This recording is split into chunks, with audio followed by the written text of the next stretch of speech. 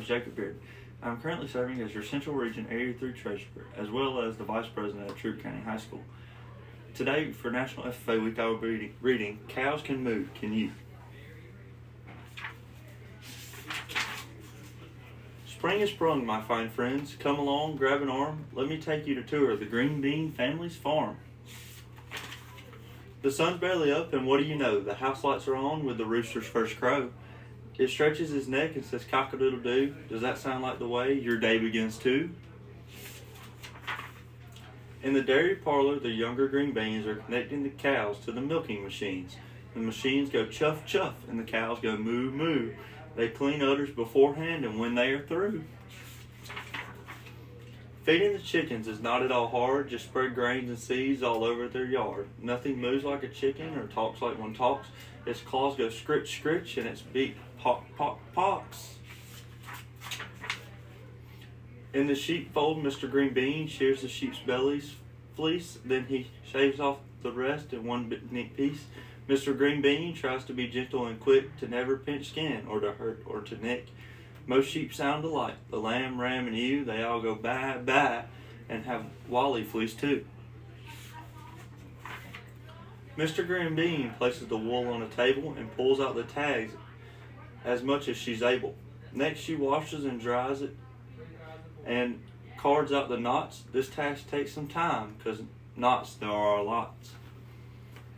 Then she spins the wool into a thick yarn, and that's what she used to knit the green bean mittens and hats.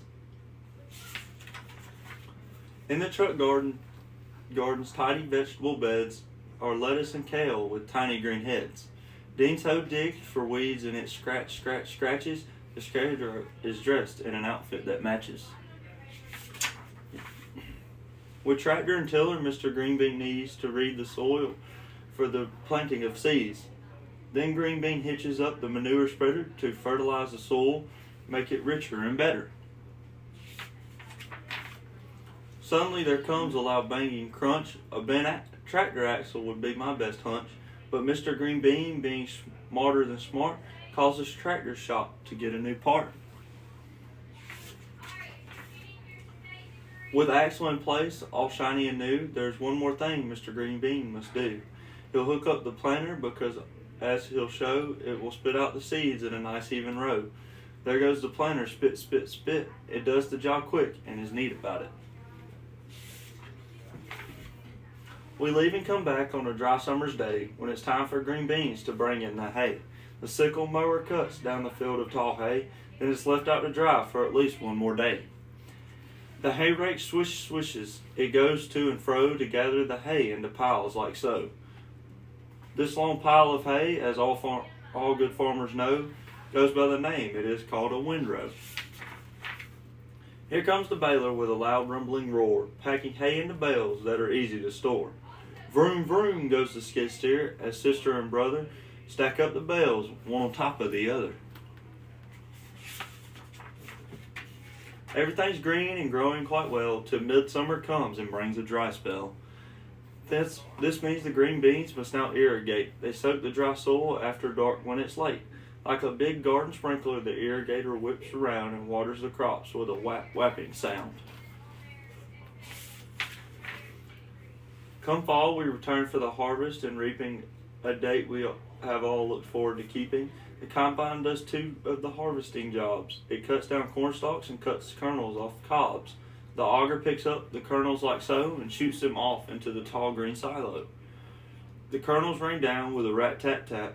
They fill up the silo in no time like that. Let's check out the garden. The time how it's flown.